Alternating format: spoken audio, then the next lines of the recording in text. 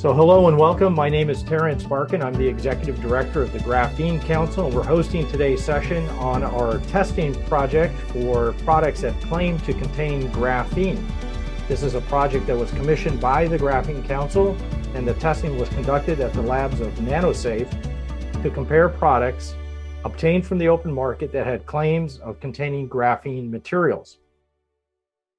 For those of you who are not familiar with the Graphene Council, we've been in existence now for a decade, since August 2013, and we have a community of over 35,000 materials professionals that engage with us worldwide on all aspects of graphene and other 2D materials. We're heavily involved in the setting of standards with ISO, ANSI, IEC, ASTM, IUPAC, and other organizations that define standards for graphene and nanomaterials. We're the author of the Graphene Report. This is now almost 900 pages of content on graphene production methods, testing characterization, applications, and commercial developments, including over 200 companies that produce graphene materials. We also issue a weekly graphene intelligence briefing that is free for non-members to get a version of, and then we have a more extensive version for our member companies. And in general, we advocate on behalf of the industry promoting the commercial adoption of graphene materials. Graphene is such an exciting material because it can be used in almost any application you can think of. And the reason for that is because graphene has multiple positive characteristics, whether it's its strength characteristics, electrical conductivity, thermal conductivity, and other positive attributes that can be used in a wide variety of settings, as you see here. Anything from making concrete and cement stronger to making really sensitive sensor devices. So all sorts of different applications, but using the same material. The Graphene Council itself provides a wide range of services, benefits to our member companies, as well as individual services that could include material testing, which you'll see examples of here.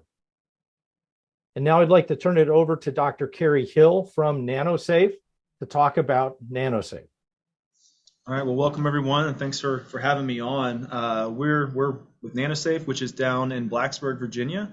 We're hosted in the Corporate Research Center, which is adjacent to Virginia Tech, so we have access to all kinds of facilities and expertise that we use there. So you can see a picture of our facility there. So a lot of our funding is through the federal government and sponsored research. We have active projects with the U.S. Army and the National Institutes of Health focused on engineered nanomaterial exposure assessment, kind of finding out how these materials are getting out into people's respiratory pathways and that kind of situations. A lot of focus on aerosol research and engineered nanomaterials. We also recently concluded some phase 2 funding with the US EPA on some lead detection kits. So, and then on the side of that, we have our commercial testing services where we work with folks like Terrence and the Graphene Council for performing third-party testing. So the question and topic of today's seminar, kind of the broader framework, is determining where graphene is present in products and whether materials that are being produced are in fact graphene and within the graphene family. So on the right-hand side of the slide, you see the graphene classification framework that the Graphene Council has developed. It provides this long range of different parameters that folks like us can test and use to determine whether or not a material falls under the umbrella of graphene. We use many different analytical techniques. Some of the primary ones we use be things like Raman spectroscopy, which is extremely important, telling us bonding information about how the carbon atoms themselves are arranged. Incredibly important for graphene. We also use 2 different varieties of electron microscopy, transmission electron microscopy and scanning electron microscopy, which provide, SEM gives us great morphological information. TEM provides us more atomic arrangement confirmation. XPS is used predominantly for chemical analysis, for elemental analysis. We can get down to 0.1 atomic percent more, give or take more or less. To determine the carbon to oxygen ratio is kind of our primary concern there, but also other trace metal contaminants from catalysts and other things are relevant to graphene. And then lastly, we often use X-ray diffraction. That'll tell us layer spacing, help us distinguish between graphene, graphene oxide, and other kinds of allotropes we might find. And Carrie, if you don't mind, I might jump in here just briefly about Yeah. the graphene classification framework. This was developed because graphene is not a single material, but it's more of a family of materials. So you have things like monolayer or single carbon atomic layer of graphene, predominantly produced by CVD or chemical vapor deposition. But you also have materials like graphene oxide, reduced graphene oxide, or functionalized material in which other elements or molecules are intentionally added to graphene on the surfaces or on the edges to enhance the properties of the material. And so when you're talking about graphene under the ISO international standards, we're talking about 10 atomic layers of sp2 bonded carbon or less, and that would be in the primary particles. And so this allows or enables us to look at basically hundreds of different morphologies that would fall within the definition of graphene material. And then, of course, the purpose of this discussion today, and Carrie, I'll hand this back over to you, is to determine what falls within that ISO definition of graphene and can be called graphene commercially, and what falls outside of that and should not be referred to or labeled as graphene. Yeah, that's right. And it's not always a straightforward picture. It takes a lot of analysis to make sure that we get this right. Traditionally, we have graphene is usually described as a single layer CVD kind of approach, but the graphene family is expanding as people make newer allotropes. So here are just a few examples of some of the dozens of materials that we've tested over the past year and a half or two. On the left-hand side, in the left-hand column, we have SEM imaging on the top left and on the bottom left of a graphene oxide material. It's kind of got the traditional morphology we tend to assume, and with a lot of graphenic materials, the thin layers that delaminate. In the bottom left, you can see the material is thin enough to become actually electron transparent to some degree. Second from the left, we have in that column some TM imaging of a more unique structure. We have these hollow shell configurations with thin layer shells. They have a few atomic layers on the outside of these kind of spheroidal particles, a little more challenging and different type of morphology. And then to the right of that, second from the right, in that column, we have more TM imaging of a configuration that's actually turbostratic. So we have, it's not amorphous. These are particles that from the exterior may look amorphous, but when you do TM imaging, when you do X-ray diffraction and Raman spectroscopy, you find out these are actually atomically arranged in a graphenic pattern, but they're in turbostratic configuration. In other words, we have these little smaller areas of crystalline regions that are all oriented differently. Which exhibits entirely different properties from amorphous carbon.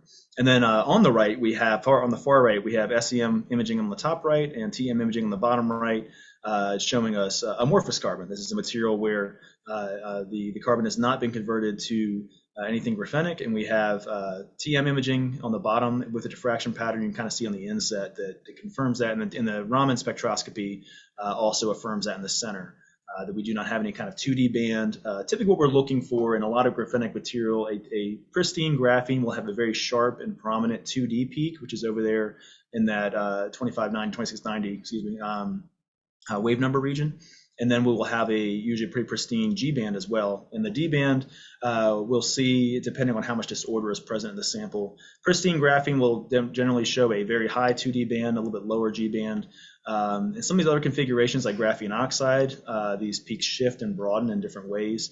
And then other materials where we have turbostratic natures and other morphologies, these bands can shift and change in more unique ways as well, which makes this whole process a little more in depth. So getting into this, and Terrence, I'm going to turn it over to you here in a moment to kind of tell the story that's more important here. I don't want to waste a lot of time on these slides, but what I want to do to introduce how we got into this. Our expertise has been in aerosol science. We do engineered nanomaterial release and aerosol testing products, that kind of situation.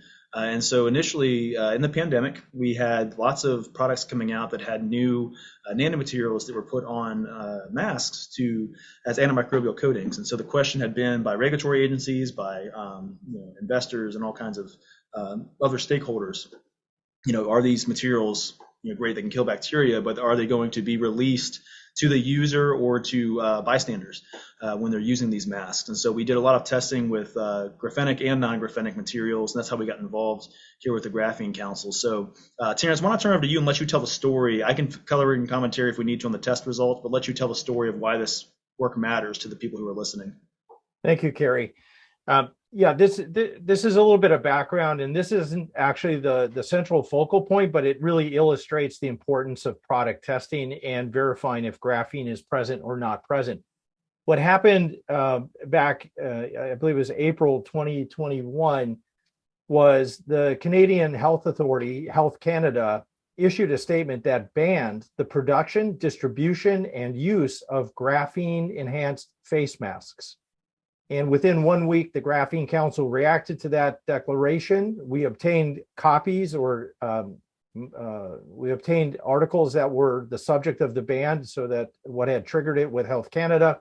We worked with nanosafe to investigate these particles. And so we took the face masks. They were interrogated, and what we determined was that the material that was actually in those face masks did not contain graphene. It was a form of carbon. These were face masks that were produced in origin out of China. The particles that were involved were some kind of biochar material, some carbonaceous material, but they were definitely not graphene. So we did testing on that. Then we did additional testing on other face masks that also were produced with graphene embedded in the fibers. And we took all of the results that we had with the face mask that the Health Canada agency had originally banned, as well as other face masks that were produced with known graphene producers. We provided all of this data to Health Canada. We engaged with them directly. Long story short, Health Canada not only reversed their original ban, they actually approved the sale and use of the graphene enhanced face masks. And we would like to think that our data and our intervention on this played an important role in that. I wouldn't say that that was because of us, because Health Canada, as an independent authority, had to do their own investigations. But we shared with them in a transparent manner all of the data that we had. And the result is that Health Canada approved these face masks for sale, use, and distribution in Canada. And Kerry, I'm going to give this back to you, because this is some examples of the testing that was done on the material that was proven to contain graphene. Yeah, so we have, as Terrence mentioned, the first initial testing that we did on the face masks that were originally prohibited, we found to not contain any kind of graphenic material at all. But other materials, other products that were out in the market that did, we did additional testing and found some that were graphitic, some that were graphenic. This is just kind of a smattering of images, SEM images and Raman spectra. We can move through this quickly so we can go into the subject of today's seminar. We have mask materials that have coatings of various kinds, and on the next slide, I think we have some of the results, basically showing we did inhalation testing, exhalation testing, captured particles on membranes, and then did Raman analysis and scanning electron microscopy to try to find graphene. We wanted to find out if these materials were released during testing, and we did not find any significant evidence. We had one single fiber there on the left you see, where a fiber actually came off a mask that had a little piece that looked like it could be something maybe kind of graphenic, and that was the one bit of evidence we had that, okay, there's one particle out of the thousands and thousands and thousands that are ambient that we tested. And we did quantitative particle count testing. We did in-depth analysis with microscopy and Raman as well. So the bottom line was the data demonstrated it was not a significant release risk, and the regulatory agencies like Health Canada, they listen. They're looking for solid data to back up the decisions they have to make, and so folks like us can help with that. Yeah, I think it's important. What's relevant for the test results that we're going to share today, because the test results are on a different product, and these are for hand protection, for protective gloves. The testing that we did on these masks showed that they did not shed, which was also really important to Health Canada, not just if they contain graphene or did not contain graphene, but also did they shed any of this.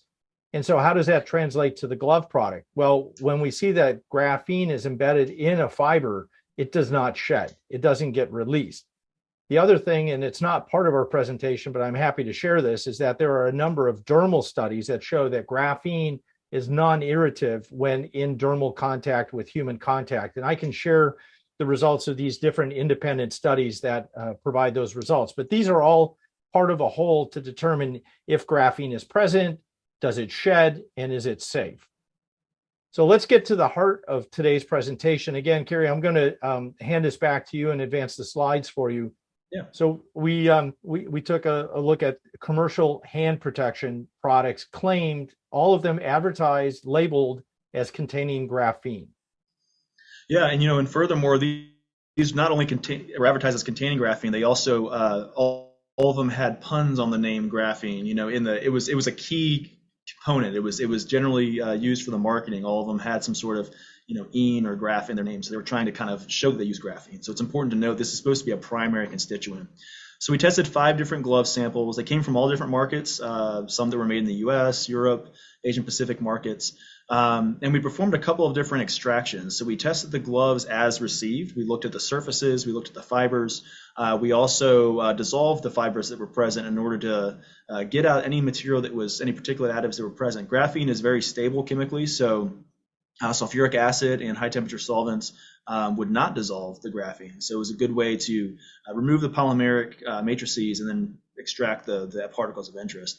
And then following that, we would do analytical techniques, Raman spectroscopy. We have Raman attached to a microscope, so we can look at individual regions of interest. And we used scanning electron microscopy to do morphological analyses. There are lots of other analyses we normally would do for graphene powders and other investigations, but in the scope of this study, these were the 2 techniques we felt were most impactful.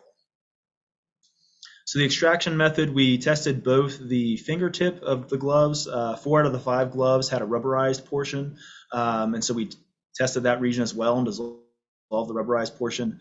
And we also then selected a region that did not have the rubberized portion in order to make sure we're testing both types. We separated the fibers, we digested them in sulfuric acid, extracted those particles, then we took the remaining fibers that did not dissolve in sulfuric acid. So probably nylon was most likely candidate for these fibers that dissolved in the sulfuric acid. And then we also used Decalin and liquid paraffin. Liquid paraffin seemed to work a little bit better, dissolved a little more quickly and more thoroughly. So that's what we ended up, our test results are from that, but we tried both. And extracted these other fibers that were probably some form of high molecular weight polyethylene.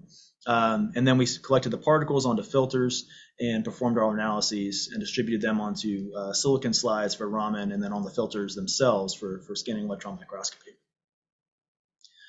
So the results we have here, all 5 samples, we're going to go through kind of similarly for each one. I'll go through this fairly quickly because we have data on each of them. I wanted to show it all and make sure it's all in the slide deck to review, but we can go through them quickly. What we have here is Raman spectroscopy. So we have optical microscopy images, and then those are tied to the Raman spectra this is all in one instrument. So the red box there that's in the middle top image is showing the area of the spectrum on the right, so the color coding matches.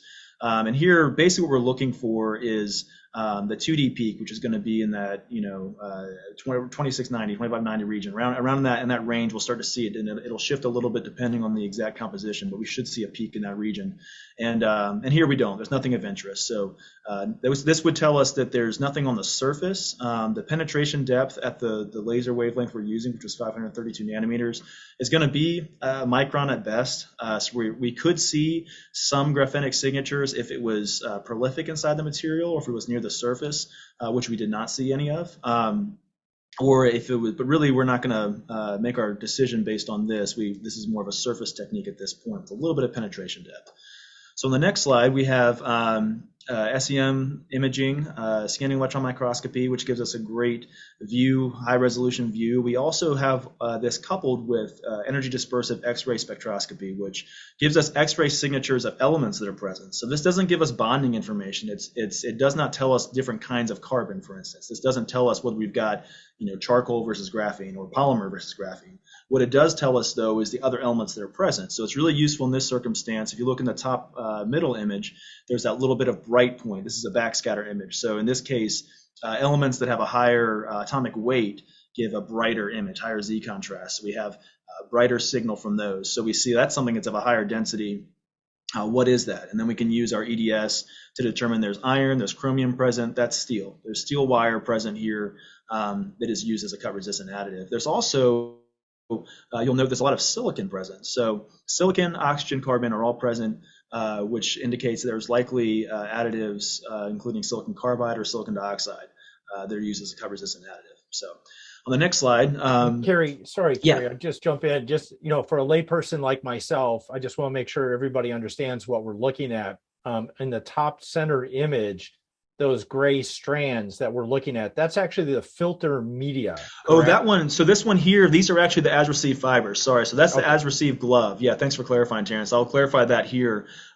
This is just taking a bit of the glove sample and cutting it out and placing it on a stub. So those fibers we're seeing, the gray portions are the polymeric fibers. And then the little bit of, you can see a little loop of the steel coming out. And there's another image later with a different glove sample that's better. But I think on the next slide, you're right, Terrence. On the next slide, we have, well, a little bit later, we have extracted, and that'll be the filter. I'll clarify that. Thanks for bringing that up. Cheers.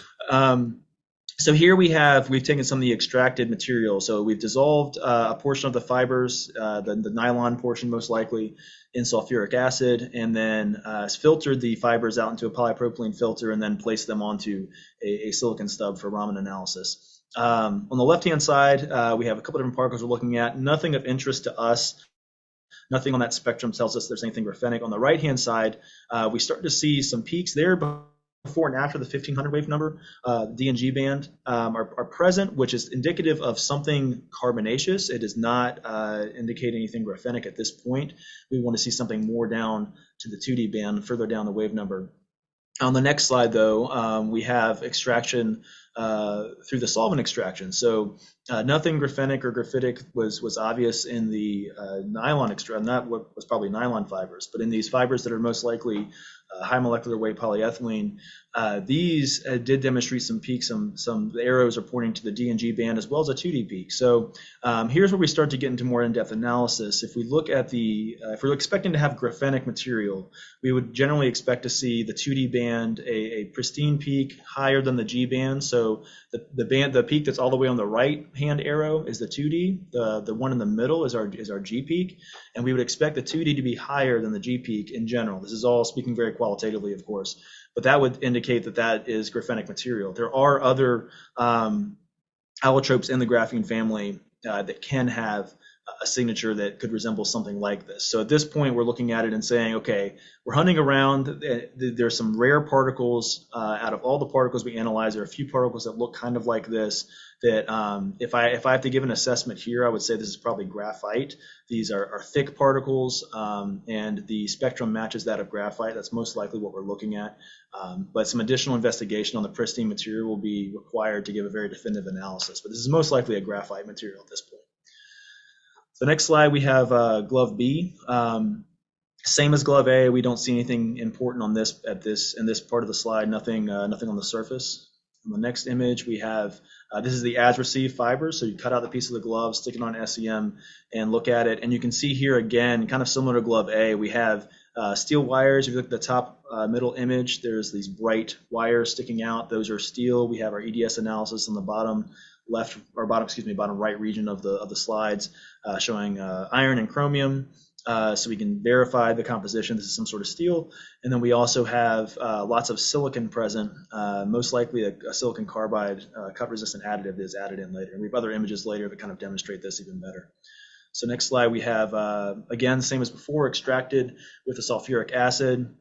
Not a whole lot of interest. We have maybe almost a G-band peak and a little bit of a D-band peak showing up in the right-hand image, but nothing in the 2D region.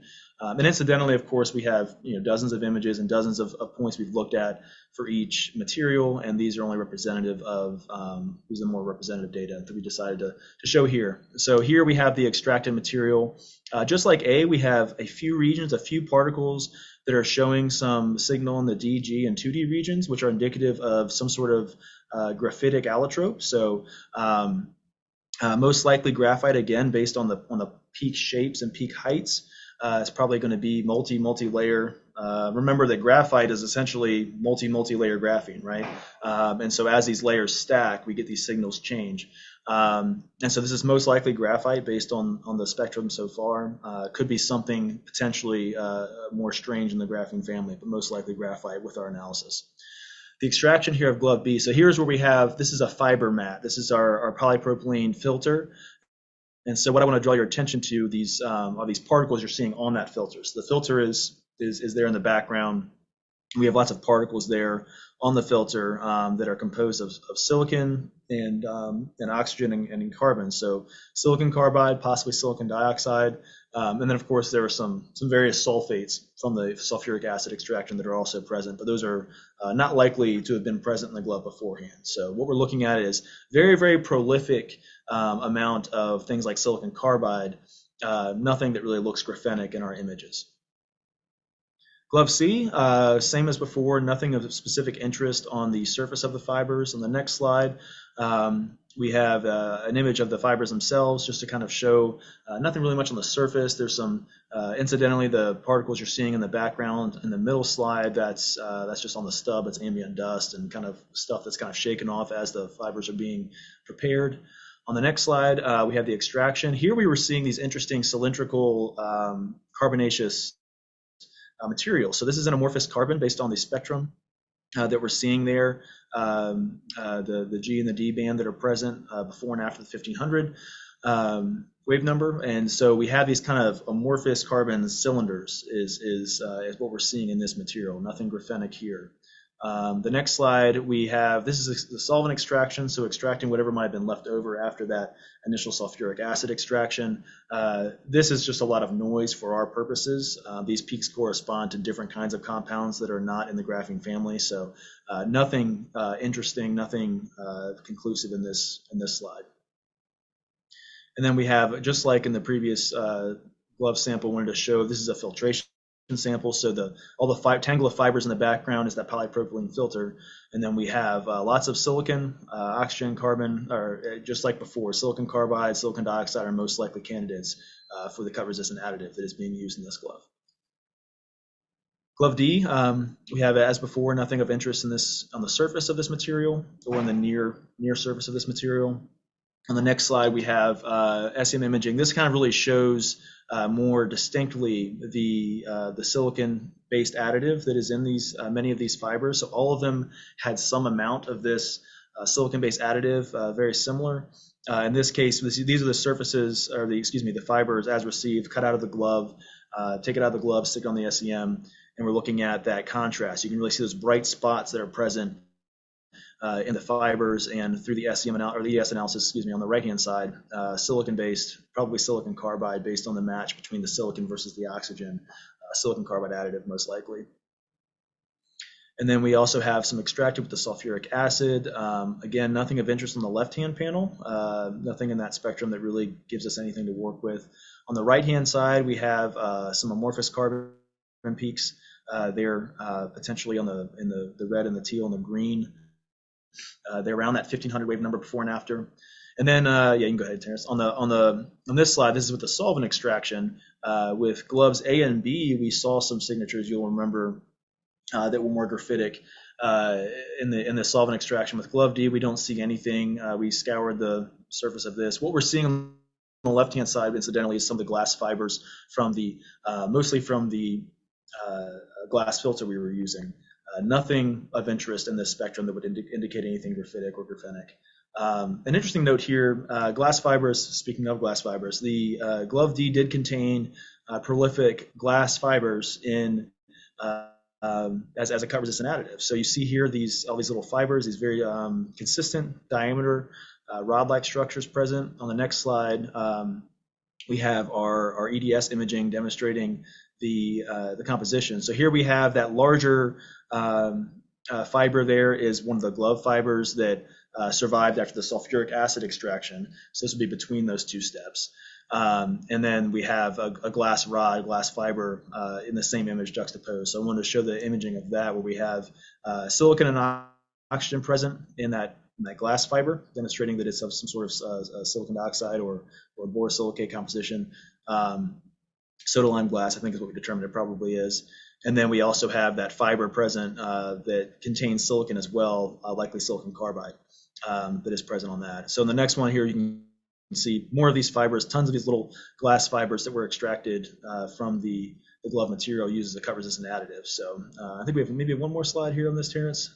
Yeah, this is the one I was looking for, where we have silicon, oxygen, and sodium present. So probably a soda lime glass used as a cut-resistant additive. These are fibers that were woven into the material itself. And the reason that's relevant is that we're looking for these are products that claim to use graphene as a primary additive. It's in the name. So what we're looking for is we're seeing prolific evidence of other cut-resistant additives, but no evidence of graphene per se. So that's one of the things we're kind of looking at here. So moving on to our final glove, glove E. And in this case, on the right-hand side, we have glove fibers were dissolved. The particles that we extracted demonstrate a peak. This is characteristic of graphene oxide. We see this kind of broader twin peak of your D and your G band, which start to overlap due to the disordered structure of graphene oxide. It's expanded. It's a little more disordered compared to pristine graphene. And then we also you'll see kind of before and after the 2800 wave number, we have two different peaks that we look at that kind of are broad as well. This characteristic of graphene oxide. We also, in this case, were able to obtain the graphene oxide material that the manufacturer advertises using in this glove.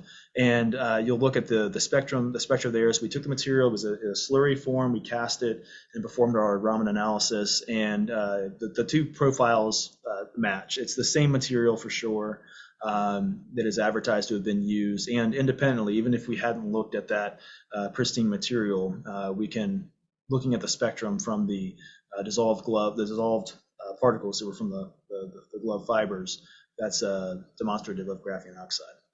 So Carrie, the image on the left, that's the graphene oxide material itself.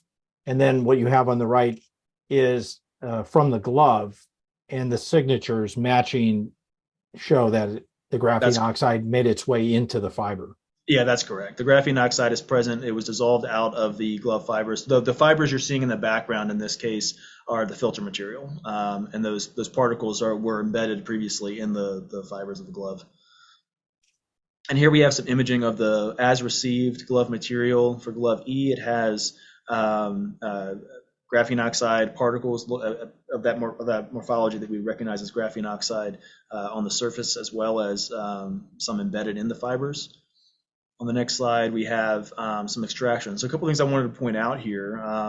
We have these on the left-hand side. There's this kind of flake that's of graphene oxide morphology. Again, these are the fibrous background here in these images is our filter material. These are performed after the sulfuric acid extraction and the particles that have come out of the fibers that were dissolved.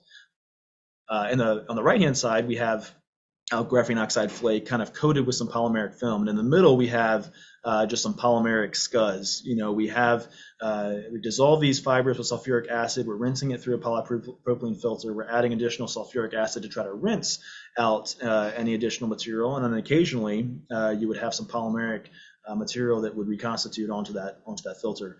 And so we had to be careful to make sure we're discerning between what is contaminant material that's left over from this extraction process versus what is actually graphene oxide. So that image on the far right kind of shows both at the same time. We have a flake particle that is characteristic typically of graphene oxide, as well as some polymeric scuzz film that's there as well. So Carrie, in this example shows that you were able to actually liberate individual graphene oxide flakes from the product. Yeah, that's right. Okay. So the discussion here, again, we're looking for evidence of graphene or graphene, anything in the graphene family in these gloves. It's notoriously impossible to prove a negative. We can't ever say there's not a single bit of anything in anything. But what we can do is say under these conditions, in the case of glove E, it was prolific and unavoidable. We saw graphene oxide signatures all over the place, and we found the particles that were there were of a morphology that's recognized to generally be consistent with graphene oxide. Raman profiles matched perfectly. It was prolific. It was unavoidable. We detected some rare graphitic signatures in glove A and B. With the scope of this particular experimentation, we would need additional analyses to confirm exactly what the composition is. But because of the thickness of the particles and the Raman spectra that were present, the 2D peak and the G peak characteristics, it's most likely graphite. Could be something else in the graphene-ish family, but we have to be more analysis to be sure. But my money's on it being graphite based on the analyses we've done so far. We did not see any graphenic signatures whatsoever in glove C or D. For SEM, we had these expected morphologies in glove E, as I've mentioned, and nothing that really indicated that we had anything in glove A, B, C, or D. Again, the reason for me showing all these other things, the glass fibers that were present, the silicon carbide particles, the steel fibers, we're showing that we're seeing this kind of stuff everywhere. We're finding other additives all over the place, but we're not finding anything graphenic, which indicates that the additive may not be as prolific as is advertised. And so this elemental analysis kind of helped us to determine that, and I've already talked about all that. So we can go on to the next slide. So the conclusions from our study, there's a couple implications here that are important for all of us to consider, especially those of you who are in industry. One is that it takes a lot of work, frankly, to perform these analyses. It's not as simple as taking a glove sample in this case and sticking under a Raman microscope and then finding your answer. As you saw in the first slide for each of these gloves, that's what we did, and you find nothing useful because there's a limited penetration depth, which is a good characteristic. It allows us to be very specific in what we're analyzing. And so we need to do more specific extractions. In the case of these materials, these are cut-resistant gloves. These are meant to be very tough. These are for folks who are working in recycling plants, working with tin cutters, that kind of situation. You want them to be tough and resilient. Because they're tough and resilient, it's difficult to dissolve them and extract them. So they're doing their job in that sense. And so it took a lot of work with multiple solvents and acids to extract these materials and particles. The main point here being it does take a significant amount of expertise and analysis to do this properly. Secondly, we really need to have this rigorous independent testing. Graphene is an exciting material. Over the past, really in this century is when it started to explode and really become better known. And so graphene is still a buzzword and will be for a while. There are many fascinating and interesting materials that we can augment and integrate graphene into. But because of that, we have plenty of folks who may want to profit from graphene and may intentionally add these names and want to claim there's graphene where there isn't. And it also, of course, can happen more innocently. You can have material that is suspected and thought to be graphene that's included that may not be. And then you may have, a lot of you who may be manufacturers, you get your material from suppliers. Maybe they claim it's graphene and it's not. Maybe it's thought to be graphene, but by the time the analysis is performed, you can find that it's actually a different allotrope. Lots of different ways this can go wrong, and it's important for the integrity of the market, for consumer trust, and to make sure that the manufacturers are getting the materials that they are thinking they're getting, to have independent testing to make sure it's done right. And lastly, let's remember that carbon's a fascinating material. There's so many ways it can bond with itself and create all kinds of atomic configurations. So it's making this family of materials. Traditionally, we think of graphene as this thin film 2D structure. Graphene by nature, of course, is that a 2D bonding structure, a hexagonal bonding structure, weaker in that third plane. But we can see all kinds of configurations now that are coming about. We're making these shell structures and turbostratic configurations. There's a family that's evolving here that has all kinds of implications, and each one's going to have different properties. So manufacturers are going to need to be careful, and researchers need to be careful about what kind of graphene are you getting, and will it actually improve the properties of your material. If you're looking for something to add some cut resistance, for instance, or then in the case of this material, that may be a different kind of graphene, different grade of graphene, different family member in that graphene family than what you would want if you're trying to improve electrical properties. So what type of graphene you have matters. You can't just go buy graphene off the shelf and expect that it's going to give you the properties that you're looking for. And that's the conclusions of this. And so Terrence, I think I'll turn it back over to you for some of the greater implications. Thank you, Kerry. And thank you and your colleagues in the lab for all the extensive work that you've done on these products. As you mentioned, this is not something that's trivial or easy to do, and it's very important to do it correctly in order to make these kind of conclusions. I want to discuss just for a moment the Graphene Council Verification Program. Now, this is something that we've been running for 4 years now within the Graphene Council. It is the only in-person personal inspection of production facilities and processes. And our verification program also includes a detailed characterization of the actual graphene material or products that are produced. We administer this exclusively within the Graphene Council. We administer it globally. So we send inspectors worldwide to graphene production facilities. And we have three designations. We have a verified graphene producer. So we verify that graphene is actually produced and at the level and quantities that the producer claims. And we look there at quality control processes. We look at record keeping, health and safety practices, as well as interrogating the actual material. We do the same for verified functionalized graphene. So that's where graphene is actually modified to improve certain characteristics. And we're able to verify that through extensive laboratory testing of the material. And we have a verified graphene product designation. So that would apply, for example, in the case of these protective gloves, that if we're able to verify that graphene originated outside, was introduced into the product and was embedded in the product, we can verify that as well. So I think this is really important for the integrity of the market, is to have an independent third-party verification system, especially for customers who want veracity in the supply chain. These are the companies that have been verified in the past year by the Graphene Council, Kyrene or Graphene One, which makes the Kyrene. And I will say, because we're able to disclose it, you'll notice that we did not disclose the names of the companies or the products that were tested. The last product, product E, is a verified product, and it is a product produced by Kyrene that we've tested. The other products we will not name, because our interest here is simply to show that there are products in the marketplace that we obtained that were labeled and advertised as containing graphene that we interrogated, and that's what we'll say publicly on that.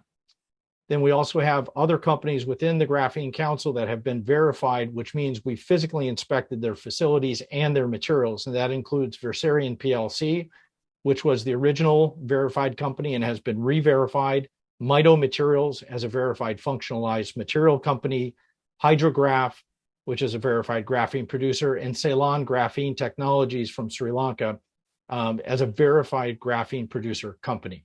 So I think it's important to acknowledge the companies who have gone through this rigorous process. There is no more rigorous process for testing and validating a graphene company than this verification program. And I want people to be aware that that exists and what it means.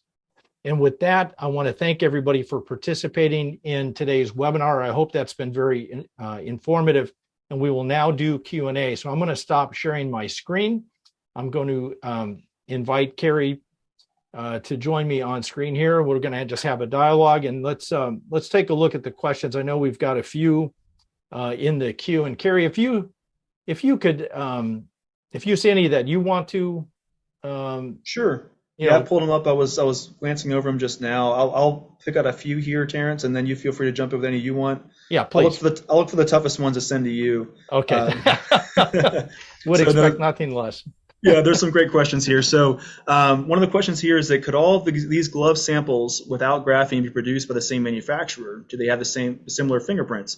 That's a great question, because actually our observation was that was something we were wondering as well. I think that the gloves themselves are probably uniquely manufactured, but the fibers may come from similar suppliers. This is all obviously conjecture, looking at the morphologies and the chemical composition, specifically the fact that many of the fibers on almost all of the glove samples, at least A through D, I should clarify that. A through D had a fiber, one of the fibers used in this composition had that same kind of silicon carbide or silicon dioxide, most likely silicon carbide pattern. It was similar particle size, with similar spacing, concentration, that kind of thing. So I would say there probably are some fibers. Many of these gloves are composed of different fibers that are woven together to impart different characteristics. But I think that some of the fibers may come from the same supplier. I don't know about the graphene claims, if they come from the same supplier or not. But that's certainly a risk. And that's one of the things we wanted to point out, is that it's important to verify material from a supplier, because you may get something from the same supplier that goes to multiple manufacturers that actually doesn't have the properties that it claims. Yeah, it does. Just to add on to that, Carrie, it does depend on who's producing the product, right? Because some of them are white label. So a company may have produced the product and then it's sold under somebody else's label.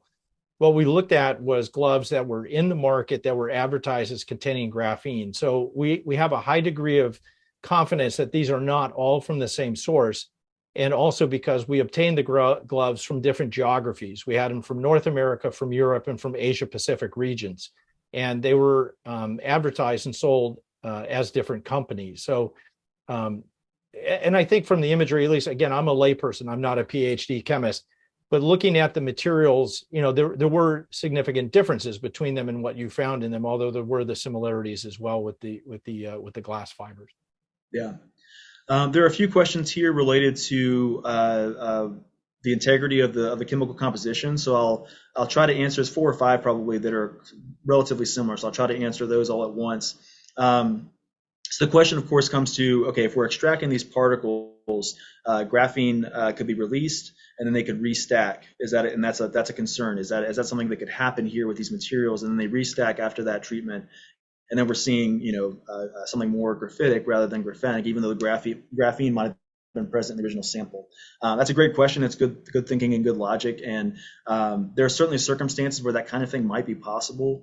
In these cases, I didn't see evidence of that, because in the SEM imaging, we should have seen still distinct evidence of layers. These particles would not perfectly stack back into pristine particles. We would have, these agglomerated particles. We would have layers that are obvious in between, and they would be different. The layers themselves would be of different lateral sizes. So it's always something we keep in mind when we're doing these analyses, to make sure that we're not causing some sort of result by our extraction. I don't believe in our particular case we have done that, but that's a good question to ask. There's another question about could we potentially be carbonizing any of the organic matter with the sulfuric acid extraction? There are certain materials that can, of course, carbonize. We would be able to distinguish between them, at least on the Raman spectroscopy. Graphene gives a very specific signature, and graphene is resistant to these acids, so we shouldn't be seeing any modification there, and we would not expect to see anything be converted into any kind of red herring false positive situation in that case. Great, thanks, Kerry. If you don't mind, I'm going to take a couple of questions that touch more on the commercial rather than the scientific side, and then I think we can bounce back to you, because there's some questions there about, especially with the Raman interpretation of the Raman peaks. Let me give you a minute to think about that. So a couple of questions on the commercial side. What will the Graphene Council do to stop manufacturers labeling their product wrongly with graphene when it doesn't have it? What standards are involved? Are there products that actually have graphene in it for the consumer market? So let me take just a couple of those in kind of a round robin. So first of all, the shirt I'm wearing has graphene embedded in the fiber, which is introduced in the liquid polymer form before the fiber is spun. I wear these shirts. Anybody who's seen me before, I wear these shirts every day. They're the most comfortable, wonderful shirt I've ever worn. This is one of our other graphene companies called Graphene X that actually produces the textile, and the fiber is produced by Graphene One, which has been verified as producing fibers that contain graphene in them. So to answer your question, yeah, absolutely. And all kidding aside, this shirt is welded. There's no seams in it. It's the most comfortable shirt I've had, and I wear them every day, and I've worn them for a year now.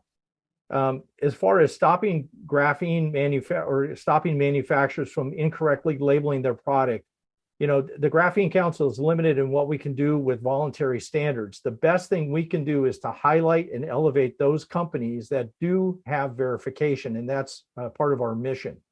As far as companies that are wrongly doing this, part of what we do is this kind of independent testing, and we do a lot of independent testing to verify what is and is not graphene and what does or does not contain graphene. And I think that'll be a consistent battle. But eventually, companies that do mislabel their product, there are all sorts of regulatory regimes around the world, especially for consumer protection, that protect against false advertising. And I think there are avenues of recourse in the commercial sector against companies that falsely label their products. And so that's, I think, something we have to be constantly astute to. And then, Kerry, I'm going to take one more, and then I'll hand it back to you on the technical side. One of the questions is, are any of the companies working to develop an ASTM standard of graphene? And the answer is yes. The Graphene Council is a member of the Engineered Carbons Committee on ASTM. And we're using the graphene classification framework, which we licensed to ISO as an international technical standard. We're using that graphene classification framework to differentiate the different types and forms of graphene within ASTM, so that we can group and define different types of materials, so that companies who want to use graphene materials could refer to an ASTM standard as a definition of what type or form of graphene they might want to use. So there's that. Sorry, there is one other question, Carrie. I can't help myself. So somebody had asked one of the participants, how many graphene producers have we been looking at that didn't get the verified producer label? The verification program is a voluntary program. It's not cheap and it's not easy. We send 2 inspectors anywhere in the world. Last year I was in Sri Lanka myself to do a personal inspection with a qualified scientist by my side for that. So it's a voluntary program. The Graphene Council, however, monitors more than 300 companies worldwide that claim to produce graphene. And that's part of our graphene report. So we do monitor several hundred companies that are in the sector, and relatively few have gone through the verification program because it's a very intensive program and it involves on-site personal inspection plus interrogation of the material. So it's quite rigorous. So with that, let me hand back to you, Carrie. What question do you want to take? Yeah, there are several. So again, I'll try to get some of these. There's several questions kind of hint at some of the similar things. I'll try to do those, and hopefully we can answer as many as we can here. So there are questions here related to testing itself. What is the scope of the testing? The testing that we're doing in this case is generally related just to the graphene composition. So there are several questions about both the masks and the gloves. Are we testing things like the actual cut resistance performance? Are we testing things like the toxicological portion? And the answer is that our scope is limited to the actual graphene itself.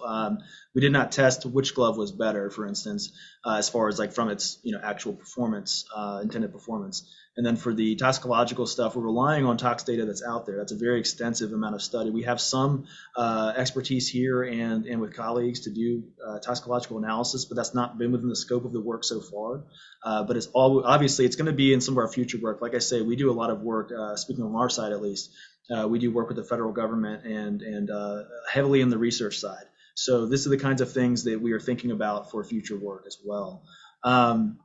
Let's see, there was another question I wanted to address. Carrie, just before I just want to say before you jump off the tox topic. So if we go back to what happened with Health Canada, right?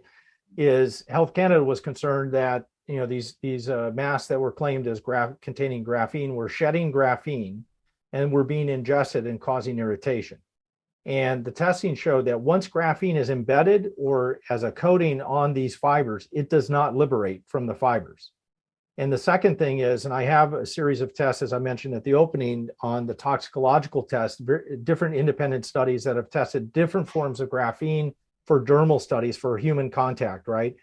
That have shown that it is non-irritative, it is non-toxic to physical contact. So in the case of a safety glove, like we're talking about here, that people might have a concern, well, geez, if it has graphene, should I be worried about graphene particles coming off, or should I be worried about it with contact with skin? In both cases, and Carrie, you can attest to this, liberating the graphene out of the material, unless you're digesting it with sulfuric acid or other types of acid, is almost impossible. So far, we haven't seen it with the products we've tested so far. We have not seen it release very easily without doing that. Yep. Yeah. And that relates to a question here someone had about, I'm trying to find it again. Basically, they were asking, with our test methods, should we have seen it if the graphene was embedded in the fibers? And that was the point of showing, we did the surface analysis and then we did the digestion. So in the end, we had liquid. We didn't have any material left. The only glove, actually, we did have glove D, had some remaining fibers left that were partially dissolved. It might have been a little bit higher molecular weight polyethylene. We did get partial dissolution. And then it had the glass fibers that were present as well. So the glass fibers did not dissolve, but they didn't contain graphene, of course. So that was the one limitation there. There were a couple of questions based on the Raman spectroscopy. I'm trying to find some specific ones, basically about the peak heights. Where did I find those? It's about halfway up the questions. Let's see. Because there are questions, of course, about the 2D peak intensity and the G peak intensity and how those will change if these things restack. There's one in particular. I'm trying to find it. I think you mentioned, while you're looking for that, Carrie, I think you also mentioned, because there was a question about potential restacking. Yeah. Well, I'll just address it from what I remember the question was. The restacking, of course, is something to be thinking about, and that's why we do these confirmatory analyses also with SEM. And in our broader sense, in this particular study, we had a limited scope. We were studying a lot of samples and limited scope and budget, and so we had to get what we could with Raman and SEM. And I'm confident in what we've gotten because we have good morphological analysis with the SEM. But as far as the restacking goes, that's why we do these additional analyses. Raman is fantastic. Raman is probably the most important analysis. Well, I shouldn't say probably, it is the most important analysis out of all of our whole slate when it comes to identifying graphene. But because we're not working with pure films, we really do need to have these additional confirmatory techniques. And that's why electron microscopy is so important. And I'll touch on, there's another comment about whether we've considered using AFM or STM. And the answer is yes, we've considered that. One of the difficulties we encounter, of course, with powder processing is those powders can be pushed around by the tip of the probe. And there are different preparation techniques that we can use. But TEM tends to be sufficient for our purposes so far. We may end up finding different materials that require that kind of analytical technique. But so far, the framework we're using has worked out, and we're responsive to that. Of course, if we get to where we have more films, then AFM would be more valuable. But with a lot of the samples we're processing are more in powder form, which makes it more difficult. So again, to get back to the Raman question, we do see, of course, when we're working away from pristine, CVD-produced graphene, those spectrums, the peaks, they shift. The heights and the breadths will shift quite a bit depending on what exactly that morphology is and what exactly the atomic arrangement is. And if it's expanded with the graphene oxide in particular, we'll have different characteristics occurring. So that's why it's important we interpret the Raman spectrum as we can. We look at literature where folks have taken known samples and then characterize them and make sure that we're comparing these peaks in addition to looking at the fundamentals of what we know about Raman spectroscopy and graphenic behavior. But then we also want to, of course, use confirmatory techniques, XPS.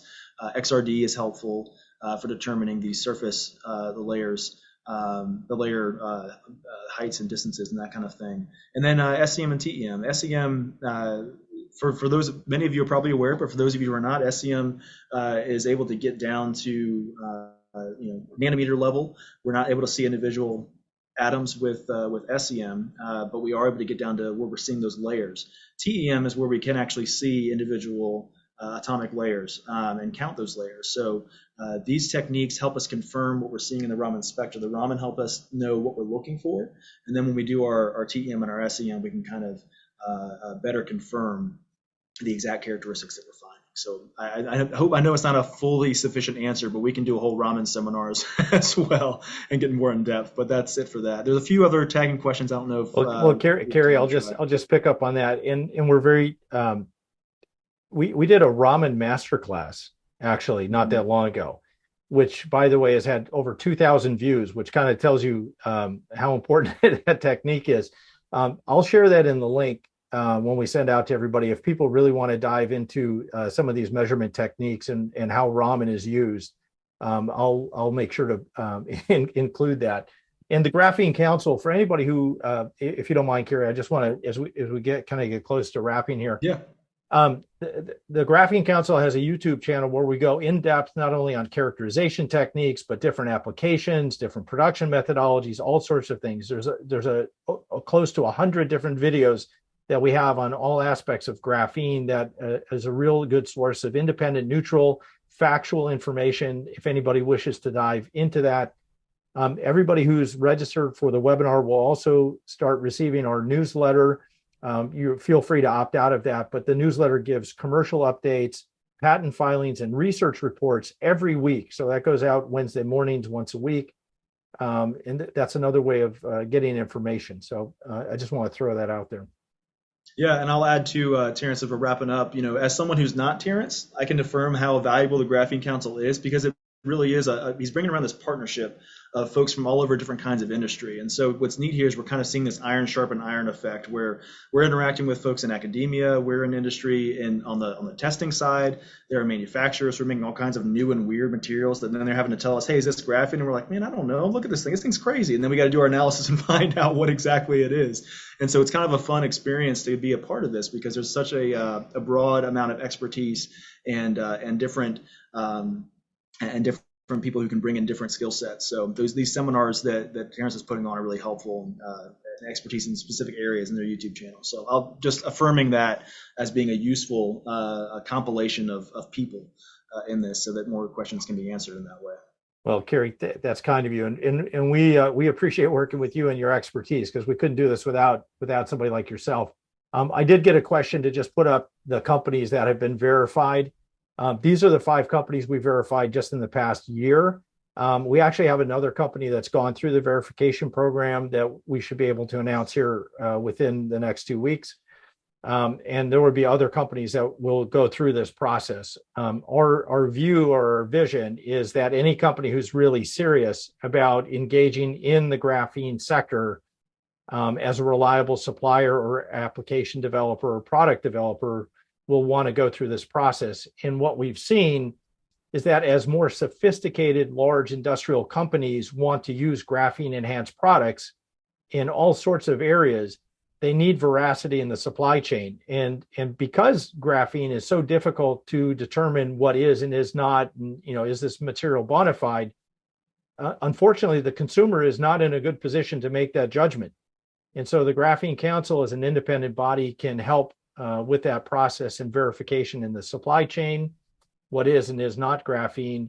And that's extremely valuable for end users who want to buy bona fide graphene material or graphene enhanced products. So I just wanted to share that again. Where can we buy the shirts?